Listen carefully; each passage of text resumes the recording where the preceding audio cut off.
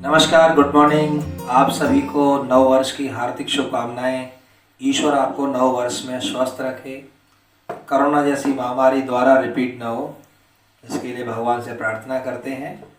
उम्मीद करता हूं कि ये नया वर्ष आपके लिए समृद्धि लेके आएगा, ये नया वर्ष आपके लिए सिलेक्शन लेकर आएगा।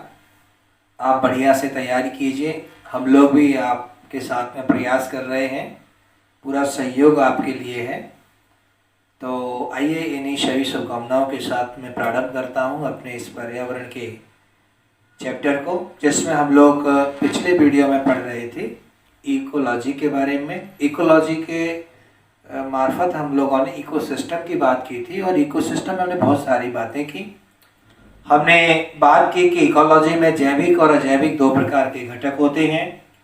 हमने बात की थी कि इको जो सिस्टम है वो दो प्रकार का है, स्थलीय है, जलीय है, और भी हम विभाजित कर सकते हैं, आधार अलग अलग हो सकते हैं। निवास के आधार पर तो हमने बता दिया कि जलीय है, स्थलीय है। ऐसे ही और भी आधार हो सकते हैं जिनके आधार पर हम अपने इकोसिस्टम्स को विभाजित करके पढ़ लेते हैं। बातें सारी हो गई थी और इसमें जो बातें चल रही थी उस बात को मैं आगे बढ़ाता हूँ। जो हमारे इकोलॉजी होती है, इकोसिस्टम होता है, और उसमें जो दो घटक होते हैं, एक जैविक घटक होता है और दूसरा अजैविक घटक होता है। तो उसमें हम अजैविक घटक के बारे में चर्चा कर रहे थे। अजैविक घटक के बारे में जो सबसे बड़ी चर्चा होती है वो पेड़ पौधों की होती है। मैंने आपको पिछले वीडियो में बताया था कि पेड़ पौधों का स्वस्थ रहना बहुत जरूरी है, क्योंकि हम सबको स्वस्थ रहना है तो पेड़ पौधों का स्वस्थ रहना जरूरी है। पेड़ पौधे स्वस्थ कैसे रहेंगे? जब उसको एक ऑप्टिमम टेम्परेचर प्राप्त होगा। जैसे मैंने बताया था कि अगर आप देखिए तो 25 से 35 डिग्री सेंटीग्रेड तापमान अगर आपके वातावरण में है तो पेड़ पौधे बहुत अच्छे रहते हैं, स्वस्थ रहते हैं। उनके शरीर का जो पानी निकलता है बाहर वो नहीं निकल पाता है, डिहाइड्रेशन कम हो पाता है, हो ही नहीं पाता, ज़्यादातर वो बैलेंस होता रहता है।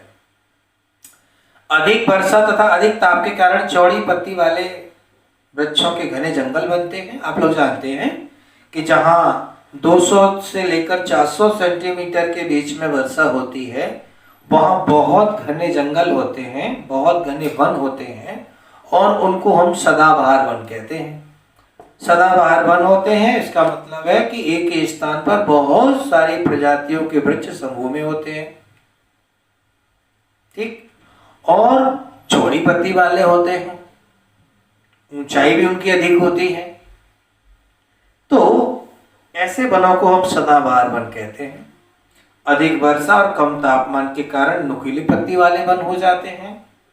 जैसे हिमालय के तटीय क्षेत्र में अगर आप देखिएगा तो वहाँ वर्षा ठीक है लेकिन तापमान बहुत कम है, इसीलिए वहाँ की पत्तियां कैसी हो जाती हैं? नुकीली हो जाती हैं।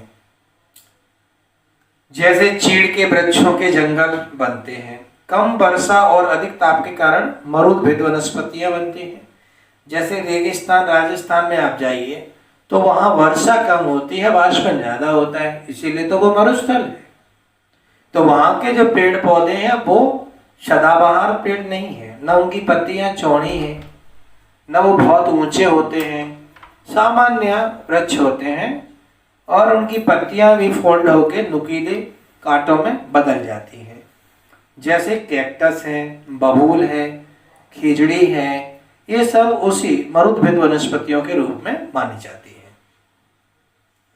टुंड्रा जलवायु क्षेत्र को अत्यधिक विषम परिस्थितियों के कारण आर्कटिक मरुस्थल के नाम से जाना जाता है। टुंड्रा नाम आपने अगर सुन रखा होगा तो आपने ये सुना होगा कि टुंड्रा जो क्षेत्र होते हैं बहुत ठंडे क्षेत्र होते हैं, ध्रुवीय क्षेत्र हैं, ये बहुत ठंडे क्षेत्र हैं। टुंड्रा ध्रुवीय नहीं तो बहुत ठंडा स्थान है, किसी पर्वत की ऊंचाई पर आप जाइए तो टैगा टुंड्रा प्रकार की जलवायु आपको मिलेगी। यहाँ काफी विकट विषम परिस्थितियां होती हैं। एक तो वर्षा नहीं होती है, तापमान बहुत कम होता है, सूर्य की रोशनी बहुत कम पहुंचती है। तो इन सारी विकट परिस्थितियों में, विषम परिस्थितियों में वनस्पति का विकास भी विकट मुश्किल होता है। और वहां वनस्पति विकसित हो ही नहीं पाती है, तो वहां पर एक मरुस्थल बन जाता है, ठंडा मरुस्थल बन जाता है। उसे हम आर्कटिक मरुस्थल के रूप में जानते हैं। भूमध्य रेखीय वर्षा वन दुनिया में सबसे अधिक, अगर कहीं वन है, हरे भरे वन है, तो वो भूमध्य रेखा के पास है। भूमध्य रेखा तो आप जानते ही हैं, है ना। भूमध्य रेखा कौन सी होती है? जैसे हमारे पृथ्वी होती है, पृथ्वी के बीचों बीच में जो रेखा खिंची होती है उसको हम क्या कहते हैं? भूमध्य रेखा कहते हैं, भूमध्य रेखा कहते हैं। जैसे मैं एक चित्र के माध्यम से आपको बताऊं, ये हमारी पृथ्वी है और पृथ्वी के बीचों बीच ये लाइन खींची हुई है 0 डिग्री, इसको हम बोलते हैं भूमध्य रेखा, भूमध्य रेखा, ठीक है।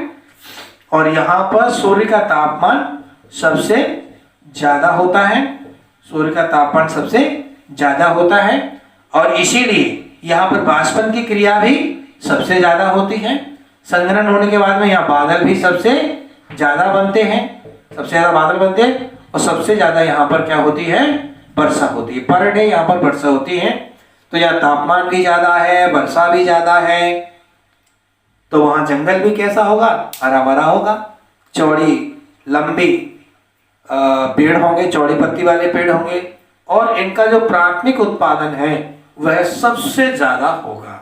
बिल्कुल, जो प्राइमरी प्रोडक्शन है, जो पेड़ पौधे प्रकाश संश्लेषण के द्वारा जो भोजन बनाते हैं उसमें जो वो उत्पादन करते हैं उसे उसका प्राथमिक उत्पादन कहते हैं। तो सबसे ज्यादा प्राथमिक उत्पादन भूमध्य रेखीय वनों का ही होगा, इसी इकोसिस्टम में होगा। जैसे भूमध्य रेखा का इकोसिस्टम हो जाएगा, कर्क रेखा वाला इकोसिस्टम हो जाएगा, टुंड्रा का इकोसिस्टम हो जाएगा। तो ऐसे कोई क्वेश्चन आ जाता है कि बताइए निम्न इकोसिस्टम में सबसे ज्यादा प्राथमिक उत्पादन किस इकोसिस्टम में होता है? तो आप बता देना, विषुवत रेखीय या भूमध्य रेखीय जो वर्षा वन इकोसिस्टम है, पारितंत्र है, उसका ही सबसे ज्यादा प्राथमिक उत्पादन होता है। उष्णकटिबंधीय वर्षा के क्षेत्र में जीवधारियों का घनत्व सबसे अधिक होता है, क्योंकि जहाँ जंगल है, जहाँ नेचुरल आवास है, वहां पर जानवर भी ज्यादा है, तो वहां पर सघन संख्या में रहते हैं जानवर। भारत में उष्णकटिबंधीय वर्षा वन पश्चिम बंगाल के दार्जिलिंग के आसपास, असम, मेघालय आदि में देखने को मिलता है। आप लोग जानते हैं हमारा जो नॉर्थ ईस्ट है, हमारे जो असम है, मेघालय है, त्रिपुरा है, मिजोरम है, अरुणाचल प्रदेश है, असम, सिक्किम वगैरह, यहाँ खूब वर्षा होती है, जबरदस्त वर्षा होती है। और आप जानते हैं कि मेघालय में जो 2 स्थान हैं, चेरापूंजी और चेरापूंजी है, जो बहुत ज़्यादा वर्षा के लिए जाना जाता है पूरे विश्व में। और चेरापूंजी का काफ़ी वर्षों तक इस मायने में प्रथम स्थान रहा कि दुनिया में सबसे ज़्यादा वहाँ वर्षा होती है। लेकिन अब चेरापूंजी के पास में ही एक स्थान है मेघालय में जहाँ सबसे ज़्यादा वर्षा होती है। वो स्थान कौन सा है? ये आपको ढूंढना है, आपको याद करना है कि भारत का वह कौन सा स्थान है जहाँ विश्व की सबसे ज़्यादा वर्षा होती है। मेघालय में है, चेरापूंजी की बगल से है। आपको ये रिमाइंड करना है, आपको ढूंढना है, ये आपका होमवर्क है, ठीक। चलिए, वहाँ अच्छी खासी वर्षा होती है, आप लोग जानते ही हैं। गारो खासो जयंतियाँ हैं वहाँ पर, उनकी रोकने से वहाँ अच्छी वर्षा होती है। मानसूनी वर्षा हुई होती है, चक्रवाती वर्षा भी होती है। भारत में उष्णकटिबंधीय वर्षा वन पश्चिम बंगाल के दार्जिलिंग के आसपास, ये सब मैंने बता दिया। महासागरीय पारिस्थितिकी तंत्र सबसे स्थिर पारिस्थितिकी तंत्र होता है। ये क्वेश्चन भी आपसे पूछा गया है कि जितने भी इकोसिस्टम्स हैं, चाहे वो स्थलीय इकोसिस्टम हो, चाहे वो जलीय इकोसिस्टम हो, उन सब में अगर कोई स्थिर इकोसिस्टम है जहां बहुत समय तक परिस्थितियां सामान्य एक जैसी बनी रहती हैं, तो वो है आपका महासागरीय इकोसिस्टम। महासागरीय पारितंत्र इकोसिस्टम स्थिर है, क्योंकि आप लोग जानते हैं महासागर, इसमें यूं ही कोई चेंज नहीं होता है, लंबे समय में कोई होगा थोड़ा बहुत चेंज होता है। तो इसी प्रश्न को याद रखना है कि सबसे स्थिर इकोसिस्टम कौन सा होता है, तो आप बताएंगे महासागरीय इकोसिस्टम। समुद्री जीवन को 3 भागों में बांट लेते हैं। समुद्री भाग में, जैसे समुद्री भाग है, वहाँ का जो जीवन है वो 3 भागों में बटा हुआ है। एक होता है प्लवक, दूसरा होता है तरणक और तीसरे होते हैं नितलस्थ। प्लवक, तरणक फ्लोटिंग करते हैं। जैसे आप ऐसे समझिए, जैसे कोई महासागर है और उसमें छोटी वनस्पति है, ऐसी वनस्पति है जिसमें जड़ नहीं होती, प्लैंक्टन्स जिनको हम कहते हैं, तो उनमें कोई मूवमेंट ऑर्गन भी नहीं होते, लेकिन वो महासागर की जो लहर है उसके साथ वो तैरते रहते हैं, प्लैंक्टन्स, उनको हम बोलते हैं प्लवक हिंदी में। लेकिन कुछ छोटी मछलियां होती हैं, छोटे जीव होते हैं, वो भी उन प्लवक को खाकर जिंदा रहते हैं, छोटे होते हैं, लेकिन उनमें मूवमेंट करने के लिए खुद के मूवमेंट ऑर्गन होते हैं, गति करने के लिए, तो उनको हम तरणक कहते हैं। यानी प्लैंक्टन्स, अब प्लैंक्टन्स है, बायो प्लैंक्टन्स कह सकते हैं, वो फाइटोप्लैंक्टन्स होते हैं जो वनस्पति के रूप में होते हैं, और जो जीव होते हैं वो बायो प्लैंक्टन्स होते हैं, तरणक। चलिए, तीसरा है बड़ी मछलियां जो कि समुद्र तल के नीचे समुद्र तल में रहते हैं, और ऊपर जितने भी प्लैंक्टन्स हैं, चाहे वो बायो प्लैंक्टन्स हैं या एनिमल प्लैंक्टन्स कह दीजिए या फाइटोप्लैंक्टन्स कह दीजिए, उनकी डेथ होगी, छोटी मछलियों की डेथ होगी, समुद्री ऊपरी सतह पर रहने वाले जीवों की डेथ होगी। वो डेथ होने के बाद में कहाँ जाएंगे? समुद्र की गहराई में जाएंगे। तो गहराई में कुछ समुद्री जीव होते हैं जो ऊपर से आने वाले उस डेड मटेरियल को खा जाते हैं, समाप्त कर देते हैं, तो उन्हें हम समुद्री अपमार्जक भी कहते हैं। आगे बढ़ते हैं। एक इकोसिस्टम में कई पारितंत्र भी कार्य कर सकते हैं, इनके स्तर आकार भी भिन्न हो सकते हैं। जैसे एक गांव की पोखर है, छोटे परितंत्र का उदाहरण है। एक वन क्षेत्र या महासागर है, बड़े जटिल परितंत्र का उदाहरण है। खेत है, एक अविलंब पराश्रयी परितंत्र का उदाहरण है। मतलब इसमें यह कि परमानेंट नहीं होता खेत का परितंत्र, कुछ समय के लिए होता है फिर समाप्त हो जाता है ना। पराश्रयी होता है, किसान खेत बनाएगा तभी तो उसमें इकोसिस्टम बनेगा, तो वो एक इकोसिस्टम का उदाहरण है खेत। अब फिर से इकोसिस्टम की बात है इसमें। पारिस्थितिकी तंत्र स्थान की आबादी, समुदाय, आवास और पर्यावरण को समाहित करते हुए एक व्यवस्था है जिसमें जैविक और अजैविक वस्तुओं के बीच भी सभी पर्यावरणीय क्रियाएं उत्पन्न होती हैं। आबादी, पॉपुलेशन, एक निर्धारित स्थान में सामान्यतः एक ही प्रजाति के जीवों का समूह है। जैसे किसी महासागर में व्हेल मछलियों की आबादी है, कान्हा में टाइगर की आबादी है, टाइगर प्रोजेक्ट में चीतों की आबादी है, उत्तर प्रदेश में वृद्धजनों की आबादी है ना, मध्य प्रदेश में किसानों की आबादी है। तो ये सब आबादी बोलते हैं, पॉपुलेशन। जब एक निर्धारित समय पर एक ही प्रजाति के, एक ही व्यवसाय के लोग रहते हैं तो उसको आबादी कहते हैं। ठीक है। दूसरा, समुदाय, किसी एक स्थान पर कई प्रकार की आबादियां रहती हैं, उसे हम क्या कहते हैं? कम्युनिटी कहते हैं। जैसे हरियाणा में है, हरियाणा में दुधारू जानवरों का एक समुदाय है, और दुधारू जानवर तो गाय भी होगा, बकरी भी होगा, भैंस भी होगा। तो ये अलग अलग कौन है? अलग अलग दुधारू पशु हैं, उनकी अलग अलग एक ग्रुप है, पर वो एक ही स्थान पर हैं, तो उसे हम क्या कहते हैं? समुदाय। आवास क्या होता है? किसी भी व्यक्ति का रहने का जो स्थान होता है उसको आवास कहते हैं, उसका नेचुरल रहने का स्थान है, आवास है। पर्यावरण, जहाँ जीवधारी बसता है वहाँ की भौतिक और जैविक विशिष्टताएं अथवा लक्षण पर्यावरण कहलाती हैं। 42, पारिस्थितिक तंत्र, परितंत्र की संक्रियाएं दो माध्यमों से संपादित होती हैं, ऊर्जा प्रवाह तथा पोषक चक्र। इन्हें पारिस्थितिकी की मशीन का ईंधन कहते हैं। कोई भी इकोसिस्टम होता है वो दो माध्यमों में संपादित होता है। किसी भी इकोसिस्टम में दो चीजें होती हैं। क्या? एक तो ऊर्जा का प्रवाह होता है ना, ऊर्जा का प्रवाह होता है, और दूसरा क्या होता है? न्यूट्रिएंट साइकिल होता है। यानी जब एक जीव दूसरे जीव को अपना भोजन बनाता है, जैसे मान लीजिए बकरी है, बकरी ने पेड़ पौधों को खाया, तो पेड़ पौधों से एक तो एनर्जी ट्रांसफर हुई उस बकरी के अंदर, प्लस उस पेड़ पौधों के अंदर जो पोषक तत्व हैं वो भी बकरी के अंदर ट्रांसफर हुए, और बकरी को शेर ने खाया तो उसमें ऊर्जा भी ट्रांसफर हुई प्लस न्यूट्रिएंट भी ट्रांसफर हुए।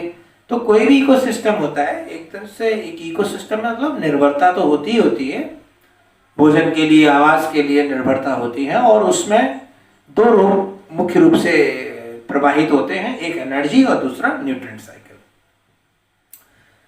पारितंत्र के तत्वों के चक्रों को जैवीय भू रासायनिक चक्र भी कहते हैं। वही साइकिल है, एक जीव से दूसरे जीव में, तीसरे जीव में, फिर डिकम्पोजर, फिर मिट्टी में आ गए, फिर दूसरे जीव में आ गए। इस प्रकार से ये सारी चीजें साइकिल के रूप में चलती रहती हैं। इसे हम जैवीय भू रासायनिक चक्र भी कहते हैं। ऐसे ही पारिस्थितिकी विशेषताएं, एक दृष्टि में पारिस्थितिकी तंत्र सभी प्राणियों और उसके भौतिक परिवेश के समग्र योग होता है। पारिस्थितिक तंत्र सभी प्राणियों और उसकी भौतिक परिवेश का समग्र योग होता है, बता चुका हूं मैं आपको पहले। पारिस्थितिकी तंत्र की संरचना का निर्माण जैविक अजैविक घटकों से होता है, ऊर्जा घटक उसमें शामिल होते हैं। इसके घटकों में अंतःक्रिया होती है, ये भी बता चुके हैं। ये सब चीजें रिपीट हो रही हैं, आप लोग इसको समझ लीजिए, है ना।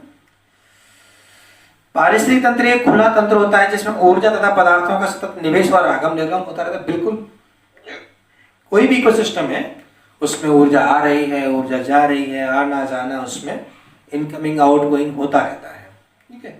कोई भी इकोसिस्टम है स्थिर नहीं है। मतलब इसका ये है कि आज किसी जीव ने घास खाई, घास उस जीव को किसी और ने खाया, उस जीव को किसी और ने खाया, फिर कल कोई और जीव आके घास खा रहा है, फिर उसको कोई और खा रहा है।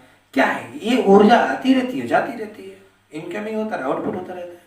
इसीलिए किसी भी इकोसिस्टम को ओपन इकोसिस्टम कहते हैं, बंद नहीं होता, आगम निगम होता है।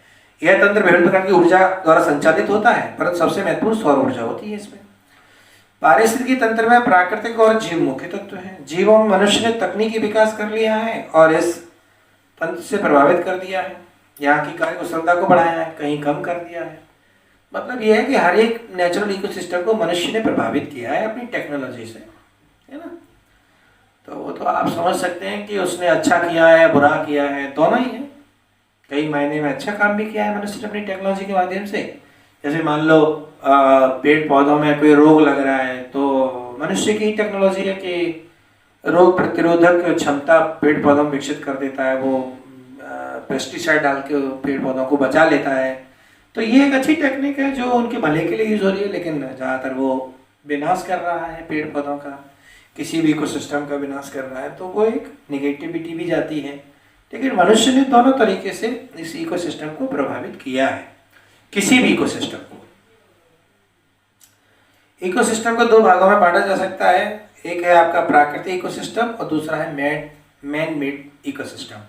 नेचुरल इकोसिस्टम वो है जो प्राकृतिक रूप से हमने उसमें कुछ नहीं किया है, जैसे तालाब है, झील है, महासागर है, नदी है, जंगल है, घास है, सब इकोसिस्टम नेचुरल है, इसमें मनुष्य का कोई हस्तक्षेप ही नहीं है। और दूसरे प्रकार का जो इकोसिस्टम होता है वो होता है अप्राकृतिक, यानी उसमें मनुष्य ने, जैसे खेत का इकोसिस्टम है या कभी कभी तालाब का इकोसिस्टम है, तो वो मनुष्य निर्मित इकोसिस्टम होता है, आर्टिफिशियल इकोसिस्टम होता है। चलिए इसे आप समझ लीजिए। अब मैं आ जाता हूँ इकोसिस्टम की संरचना को समझने के लिए जैविक और अजैविक संगठनों को चार मुख्य भागों में बांटा गया है। क्या? जैविक, अजैविक। देखिए कोई भी इकोसिस्टम है, कोई भी इकोसिस्टम ले लीजिए, उसमें चार घटक होते हैं, चार कंपोनेंट होते हैं, चार चीजें होती हैं, और इन चार चीजों से मिलकर कोई भी इकोसिस्टम बनेगा, चाहे वो घास का हो, चाहे वो पर्वत का हो, तालाब का हो, झील का हो, महासागर का हो, घास के मैदान का हो। ये चार चीजें होती हैं, इन चार चीजों से मिलकर कोई भी इकोसिस्टम बनता है, चाहे वो छोटा इकोसिस्टम हो या बड़ा इकोसिस्टम हो। कौन कौन सी वो चार चीजें हैं, आइए जरा मैं आपको बताता हूं।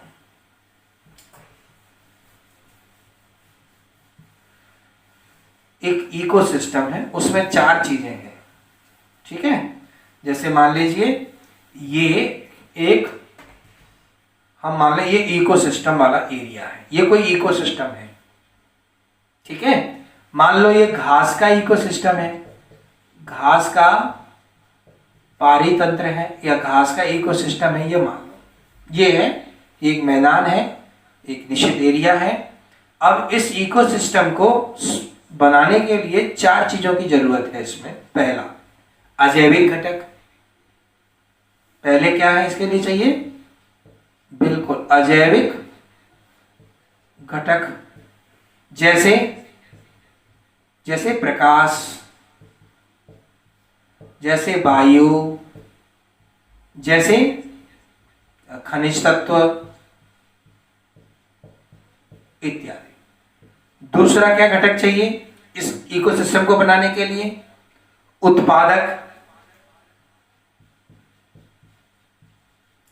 उत्पादक कौन होते हैं, जल भी आ जाएगा इसमें, ठीक है। उत्पादक कौन होते हैं, हरे पेड़ पौधे, ये दूसरा घटक चाहिए। तीसरा घटक कौन होते हैं, उपभोक्ता। उत्पादक जो उत्पादन कर रहे हैं उसका उपभोग करने वाले उत्पादक, ठीक है। उत्पादक नहीं, सॉरी, उत्पादक नहीं, उपभोक्ता। उत्पादक तो लिख चुके हैं, उपभोक्ता, उपभोक्ता जीव, ये तीसरी चीज चाहिए। और चौथी चीज होती है अपघटक। ये 4 आवश्यकताएं होती हैं किसी भी इकोसिस्टम को बनाने के लिए। तो आप ये समझ सकते हैं कि दुनिया का कोई भी इकोसिस्टम हो, कोई भी इकोसिस्टम, प्राकृतिक इकोसिस्टम हो चाहे आर्टिफिशियल इकोसिस्टम हो, हर एक इकोसिस्टम को बनाने के लिए इन 4 चीजों की जरूरत होती है। चाहे वो घास का इकोसिस्टम हो, पर्वत का इकोसिस्टम हो, मरुस्थल का इकोसिस्टम हो, ये 4 चीजों का होना जरूरी है। और ये 4 चीजें हैं तो एक इकोसिस्टम बन जाएगा। कोई दिक्कत है इसमें?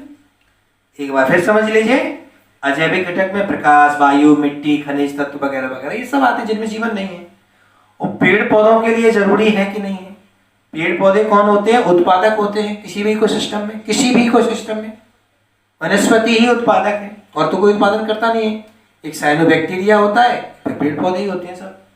तो इसको क्या चाहिए, ये चाहिए, यानी इसको इसकी आवश्यकता है। ये इसके बिना रह नहीं सकता, इसका अस्तित्व ही नहीं होगा। और इसके नीचे उपभोक्ता है, उपभोक्ता को इसकी जरूरत है उत्पादक की। शाकाहारी, आप ना इसमें भाग कर देते हैं, शाकाहारी ऐसे बोलते हैं ना, शाकाहारी, फिर आप बोलते हैं मांसाहारी, है ना, शाकाहारी, मांसाहारी, सर्वोच्च मांसाहारी, सर्वोच्च मांसाहारी, ऐसे आप बोलते हैं।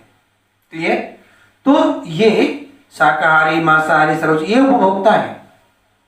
और लास्ट में ये सब जब डेड हो जाएंगे, जैसे ये डेड हो जाएगा, ये डेड हो जाएगा, तो इन सबको नष्ट करना, इन सबको समाप्त करना, इन सबकी सफाई करने का काम कौन करते हैं, अपघटक। अगर ये नहीं होगा तो इस इकोसिस्टम की सफाई नहीं होगी, गंदा रहेगा। और इसीलिए अपघटक यानी डिकम्पोजर्स का होना बहुत जरूरी है। इसमें कौन कौन आते हैं, आपके बैक्टीरिया, दूसरे आपके कवक, ये अपघटक है। तो किसी भी इकोसिस्टम में इन 4 चीजों का होना जरूरी है, तब कोई इकोसिस्टम बनता है, नहीं तो इकोसिस्टम बनेगा नहीं। आगे बढ़ते हैं। तो देखिए, ये कार्बन डाइऑक्साइड, ऑक्सीजन, ये सब पढ़ लेना आप लोग ना, ये सब है। उत्पादक में यही है। उत्पादक कौन होते हैं, हरे पेड़ पौधे होते हैं, इन्हें ऑटोट्रॉप कहते हैं, स्वयंपोषी कहते हैं, प्रकाश संश्लेषण करते हैं। प्रकाश संश्लेषण किसके माध्यम से होता है, सूर्य का, पानी का, क्लोरोफिल का आवश्यकता होता है उसमें। और फिर उपभोक्ता जीव हैं, ये भी मैंने आपको बता दिया, ठीक है। प्राथमिक उपभोक्ता कौन होते हैं, शाकाहारी, जैसे मैं बोल रहा था, शाकाहारी को हम क्या बोलते हैं, प्राथमिक उपभोक्ता।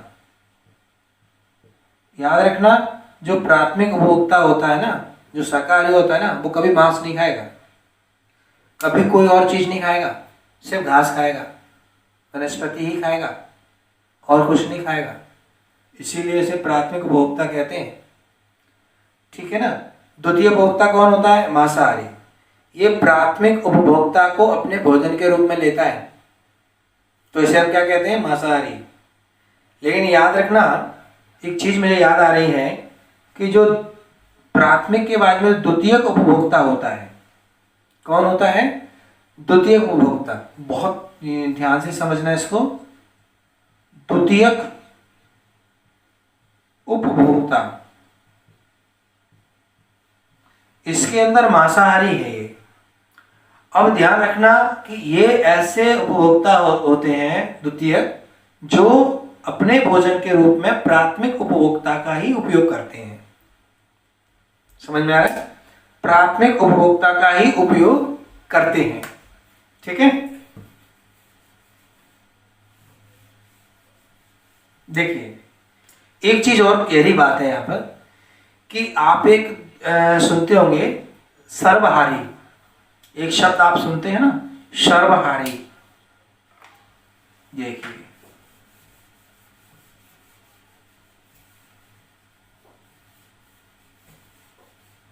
एक शब्द आप सुनते हैं सर्वहारी। सर्वहारी यानी सर्वहारी को कहीं भी आप यहाँ स्थान ओपनली नहीं होता है, लेकिन आप याद रखना हमेशा कि जो सर्वहारी जीव होते हैं वो द्वितीयक उपभोक्ता में आते हैं। किसमें आते हैं? द्वितीयक उपभोक्ता में आते हैं। यानी सर्वहारी का मतलब होता है कि वो शाकाहारी भी होते हैं और मांसाहारी भी होते हैं। समझ में आ रहा है? तो ये जो द्वितीय उपभोक्ता वाला ये चैनल है, ये वाला दूसरा, इसमें ये आते हैं सर्वहारी, इस वाले में। क्लियर है क्या समझ में? तो इसका मतलब है कि मनुष्य किस में आएगा? प्राथमिक उपभोक्ता में आएगा, द्वितीय उपभोक्ता में आएगा या तृतीय उपभोक्ता में आएगा? तो आपका जवाब होगा द्वितीयक उपभोक्ता में आएगा, सेकंड लेवल कंज्यूमर में आएगा, क्योंकि इसमें सर्वहारी होते हैं। जैसे बिल्ली, कुत्ता। अब बिल्ली कुत्ता मांसाहारी होते हैं, शाकाहारी भी तो होते हैं। बिल्ली दूध पी लेती है, रोटी खा लेती है, कुत्ता भी रोटी खा लेता है, मांस भी खा लेता है, मनुष्य भी ऐसा ही है। तो ये सब किस में आएंगे? द्वितीय उपभोक्ता में। यानी ऐसे मांसाहारी हैं जो मांस के साथ साथ में शाक यानी कि शाकाहारी चीजें भी खा लेते हैं। तो ऐसे जीवों को हम द्वितीयक उपभोक्ता की श्रेणी में रखते हैं। ये बहुत खास बात है। तो बिल्ली है ना, कुत्ता है, भेड़िया है, मेंढक है, ये सब सेकंड है कंज्यूमर, सेकंड कंज्यूमर है। और मनुष्य को भी हम इसी में रखेंगे, मनुष्य को भी हम इसी में रखेंगे। ओमनीवोरस, उभयहारी है, उभयाहारी है, सर्वहारी है। मनुष्य को भी सर्वभक्षी भी कहा जाता है। कभी कभी क्यों हमेशा ही कहा जाएगा उसको? क्योंकि मनुष्य तो एक ऐसा जीव है जो एक समय मांस भी खा रहा है, साथ में रोटी भी खा रहा है, आलू की सब्जी भी खा रहा है, बिरयानी भी खा रहा है। तो मनुष्य तो मुझे लगता है कि सबसे बड़ा सर्वहारी है। उसका तो कोई ईमान धर्म ही नहीं, कुछ भी खा लेता है। ठीक, तो ये बात अपने आप में बहुत खास है, बहुत इंपॉर्टेंट है कि हम सर्वहारी को, ओमनीवोरस को कहाँ रखें? प्राथमिक उपभोक्ता में रखें, द्वितीय उपभोक्ता में रखें या तृतीय उपभोक्ता में रखें? हमेशा याद रखना सेकंड टाइप कंज्यूमर में रखेंगे, सेकंड ग्रेड कंज्यूमर में रखेंगे। जी, क्लियर हो गया सबको? चलो आगे बढ़ते हैं। तृतीय उपभोक्ता, जैसे मैंने अभी कहा, ये तृतीय उपभोक्ता है, सर्वोच्च मांसाहारी जिसको मैंने बोला है, तृतीयक उपभोक्ता, टर्शियल कंज्यूमर। ये उच्च मांसाहारी में इसलिए बोल रहा हूं कि इस श्रेणी में आने वाले जितने भी कंज्यूमर हैं, जितने भी उपभोक्ता हैं, वो मांस ही खाएंगे, मांस के अलावा कुछ भी नहीं खाएंगे, चाहे उनकी जान चली जाए, वो मांस ही खाएंगे। इसीलिए उनको कहते हैं सर्वोच्च मांसाहारी। ऐसे ये शाकाहारी है, प्राथमिक उपभोक्ता मर जाएगा लेकिन घास के अलावा कुछ नहीं खाएगा, वनस्पति के अलावा कुछ नहीं खाएगा। ये मर जाएगा लेकिन मांस के अलावा कुछ नहीं खाएगा। इसीलिए ये बिल्कुल अपने धर्म पर टिका है, ये बिल्कुल अपने धर्म पर टिका है। ये जो सेकंड है ये गड़बड़ झाला है। ठीक, तो इसीलिए उच्च मांसाहारी में वो जीव आते हैं जो सिर्फ और सिर्फ मांस खाते हैं और कुछ नहीं। ठीक है, जैसे शेर है, चीता है। ठीक है, हाँ, मोर नहीं आएगा इसमें, मोर तो शायद दाने भी चुन लेती है, तो मोर नहीं आएगी इसमें, शेर आएगा, चीता आएगा। ठीक है, इस खाद्य श्रृंखला में उपभोक्ता चतुर्थ और पंचम तक भी जा सकते हैं, पर अमूमन यही होते हैं। और लास्ट में चौथा क्या बताया मैंने, डिकम्पोजर, ये अपघटक। तो अपघटक जो होता है ना, जो अपघटक होता है ये वाला, ये क्या है, इसमें मैंने कहा कि इसमें बैक्टीरिया आते हैं, डेड मटेरियल को समाप्त करते हैं, और इसमें फंगस भी आता है, कवक भी आता है। ठीक है, लिखा हुआ है साफ, बैक्टीरिया और कवक, दो नाम आ रहे हैं, क्वेश्चन कई बार आ चुका है, चूकना नहीं है, भूलना नहीं है। डिकम्पोजर में दो नाम, एक बैक्टीरिया, दूसरा कवक, फफूंद, ये आपके डिकम्पोजर है। तो इतनी बात आपकी समझ में आ गई होगी। जैविक घटकों में प्रमुख हैं स्वपोषी, ऑटोट्रॉफ, ये वाले पेड़ पौधे होते हैं जो स्वपोषी होते हैं, ऑटोट्रॉफ होते हैं जो अपना भोजन स्वयं बनाते हैं। ये प्रकाश संश्लेषी और रासायनिक संश्लेषी दोनों प्रकार के, जैसे मैंने कहा कि पेड़ पौधे होते हैं वो अपना प्रकाश संश्लेषण करते हैं, लेकिन कुछ रासायनिक संश्लेषी बैक्टीरिया होते हैं जिन्हें अपन साइनोबैक्टीरिया कहते हैं, वो भी अपना भोजन बनाने में समर्थ होते हैं। केवल साइनोबैक्टीरिया का नाम है और किसी का नहीं है। हेटरोट्रॉफ कौन होते हैं, ये सब हेटरोट्रॉफ हैं जो अपने भोजन के लिए दूसरों पर निर्भर होते हैं, वो सब हेटरोट्रॉफ है। ऑटोट्रॉफ तो सिर्फ ये पेड़ पौधे होते हैं, ऑटोट्रॉफ सिर्फ पेड़ पौधे होते हैं, बाकी सभी तो अपने भोजन के लिए दूसरों पर ही निर्भर है, तो ये सब हेटरोट्रॉफ होते हैं। ठीक है, अब हेटरोट्रॉफ कौन कौन से हैं, उनकी टाइप बताए हैं। जैसे मृतजीवी, जो मृत पेड़ पौधा जीव जंतुओं के शरीर पर ही अपने भोजन को देखते हैं, उन्हें क्या कहते हैं, मृतजीवी कहते हैं। परजीवी, जो अपने आहार और जीवन निर्वाह के लिए जीवित जीवों के ऊपर, जैसे आपके सर में जुआ, ये कौन है, परजीवी है।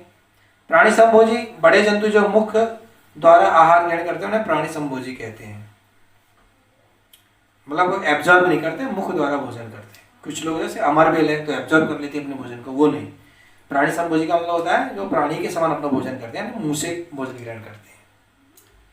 तो आज के लिए हम इस वीडियो में इतनी बात करेंगे। कल हम अगले वीडियो में जो इकोसिस्टम की जो ऊर्जा उत्पादन है वो किस प्रकार से होता है, किस प्रकार से उसका फ्लो होता है, वो हम पैरामीटर्स वगैरह, नेट प्रोडक्शन क्या होता है, इस सब चीज़ों को हम विस्तार से समझेंगे। आज के लिए इतना।